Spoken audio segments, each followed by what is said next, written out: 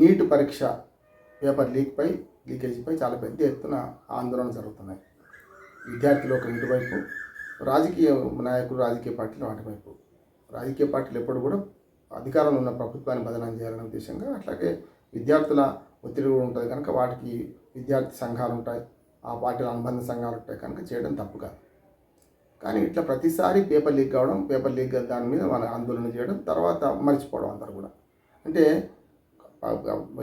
ఇప్పుడున్న అధికారంలో ఉన్న ప్రభుత్వాన్ని ఎంతవరకు వీలైతే అంతవరకు బదనాం చేద్దాం, తర్వాత తీసేసుకుందాం. అంటే పరిష్కారం, శాశ్వత పరిష్కారం వైపు ఏ పార్టీలు పోవడం లేదని నా ఉద్దేశం. అంటే పార్టీలు శాశ్వత పరిష్కారం అవసరం లేదు. రాజకీయంగా దుమారం లేపినామా, రాజకీయంగా వాళ్ళ మీద దుమ్ము లేపినామా, లేకుంటే అభండాలు వేసినామా సరిపోతుందని అనుకుంటున్నారు. ఏ పార్టీ అయినా సరే, ఏ పార్టీ అతీతం కాదు. బీజేపీ ఉన్నప్పుడు కాంగ్రెస్ ఉన్నప్పుడు బీజేపీ, టీడీపీ ఉన్నప్పుడు వైసీపీ ఉన్నప్పుడు టీడీపీ, టీఆర్ఎస్ ఉన్నప్పుడు బీజేపీ, బీఆర్ఎస్ మన కాంగ్రెస్ ఉన్నప్పుడు బీఆర్ఎస్. ఇట్లా వాళ్ళు చేస్తే పార్టీలు మారుతున్నాయి కానీ వాటి వాదనలు మారలేవు. అవే వాదనలు. కాకపోతే అధికారంలో ఉన్నప్పుడు ఒక వాదన, అధికారంలో లేకపోయినప్పుడు ఒక వాదన చేస్తున్నారు. ఇది సరైనది కాదు. మరి ఈ పరీక్ష లీకేజ్ ఇట్లా జరగాల్సిందే. పరీక్ష పేపర్లు, ఉదాహరణ నీట్ పరీక్ష మీద ఇప్పుడు పెద్ద ఎత్తున దేశవ్యాప్తంగా చర్చ జరుగుతున్నది. చివరికి సుప్రీంకోర్టు కూడా ఈ వివాదం వెళ్ళింది. సుప్రీంకోర్టు కూడా వాళ్ళు ఏమన్నారంటే, పిల్లల భవిష్యత్తును దృష్టిలో పెట్టుకోండి, మీరు వాళ్ళు ఎంతో కష్టపడి చదివి రాయడానికి వస్తారు, పరీక్ష ఒకసారి రద్దయినా లేకపోతే పరీక్షలో వాల్యుయేషన్ తప్పైనా వాళ్ళ జీవితాలు ఆగమవుతాయి, ఆ కాగితాల వెనుక జీవితాలు ఉన్నాయి అని చెప్పి మన ఎన్టీఏ, మనకు నేషనల్ టెస్ట్ ఏజెన్సీ ఏదైతే ఉన్నదో వాటికి, అట్లాగే కేంద్ర ప్రభుత్వానికి నోటీసులు జారీ చేసింది. నిన్న మంగళవారం నాడు జూలై 6కు దాన్ని వాయిదా పడ్డది. ఈ లోపల వాళ్ళు వేయమని, సరే అది వేస్తారు, ప్రభుత్వము కోర్టు చూసుకుంటుంది. కానీ మనం ఏం చేయాలి?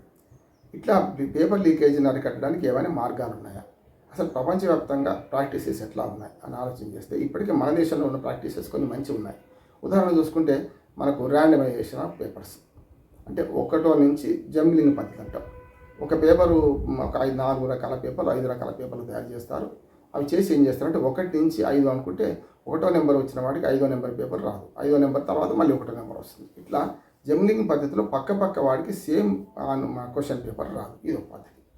రెండోది ఏంటంటే, జంబ్లింగ్ పద్ధతిలో ఎక్కడ పడితే కూర్చుని పెట్టే పద్ధతిలో కూడా చాలా చేయొచ్చు.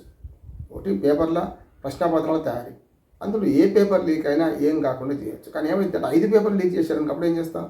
కనుక కొన్ని పద్ధతులు పాటించే దానిలో అంతర్జాతీయ దానిలో చేసినట్టు చేయాలి. అంటే ప్రశ్న తప్పు అయితే జవాబు తప్పు వస్తుంది. కనుక ప్రశ్నను అర్థం చేసుకొని రాసే పద్ధతిలో టెక్స్ట్ ఉండాలి. ఒకవేళ ఏబిసిడీలు పెట్టారనుకోండి, ఆల్ఫాబెటికల్ పెట్టి మనకు ఆబ్జెక్ట్ టైప్ పేపర్ ఉందనుకోండి, దాన్ని ఇట్లా మనం మొత్తం మ్యాటర్ రాసడం వీలుండదు. కనుక అప్పుడు ఇంకో పద్ధతి పాటించాలి. ఒకటేమో మూల్యాంకన విధానం మారవాలంటే అసలు ప్రశ్నాపత్రాలు మార్చాలి. ఉదాహరణకు నూతన విద్యా విధానంలో ఏదైతే రామాయణం మొత్తం చదివితే రాముడికి సీత ఏమవుతుంది తెలుసుకున్నట్టే, రావణాసురుడికి రాముడికి మధ్యన వనసత్వంలో ఉన్న తేడా చెప్పమని అన్నాం అనుకోండి, రాముని చదవాలి, రావణాసురుడి గురించి చదవాలి. అట్లా టెక్స్ట్ రాసేటప్పుడు చాలా మొత్తం సబ్జెక్టు చదివితే తప్ప ఆ ప్రశ్నకు జవాబు ఇవ్వలేని పరిస్థితి కల్పించవచ్చు. అదొక పద్ధతి. ఇక ఆబ్జెక్ట్ టైప్ పద్ధతిలో ఏం చేయొచ్చు అంటే, మీరు ప్రశ్నాపత్రాలు ఒక 10-20 ఎన్నైనా తయారు చేయొచ్చు. చేసి ఏం చేయొచ్చు అంటే, జంబ్లింగ్ పద్ధతి ఇప్పుడు జరుగుతుంది. అది దీనికంటే మించి ఇంకొకటి కూడా ఉంది. ఏం చేయొచ్చు అంటే, అదే అంటే సామర్థ్యాలను అంచనా వేయడంలో ఒక్కొక్కరికి ఒక పేపర్ వస్తే ఎట్లా అని ఒకటి ఉంటుంది.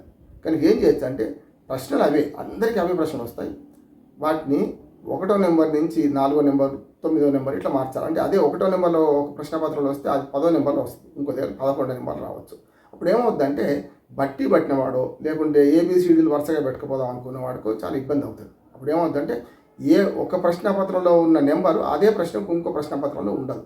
ఈ పద్ధతి కూడా కొన్ని దేశాల్లో పాటిస్తున్నారు. దానివల్ల ఏమైందంటే, పట్టడం కానీ లేకుంటే అన్ని పేపర్లు లీక్ అయినా ప్రశ్న మనకు పరీక్ష సజావుగా జరుగుతుంది, ఎలాంటి ఇబ్బంది ఉండదు. కనుక అడ్వాన్స్గా ఆలోచించాలి తప్ప మూస పద్ధతిలో ఒకటే పేపరు 4 పేపర్లు తయారు చేస్తాం, అది లీక్ అయితే మళ్ళీ మొదటికి వస్తాం అని అంటున్నారు. అందుకని ఇవాళ 720కి 720 మార్కులు వచ్చిన సందర్భం చూసాం మనం నీట్లో. కొందరికి 67 మందికి వచ్చినాయి అంటున్నారు.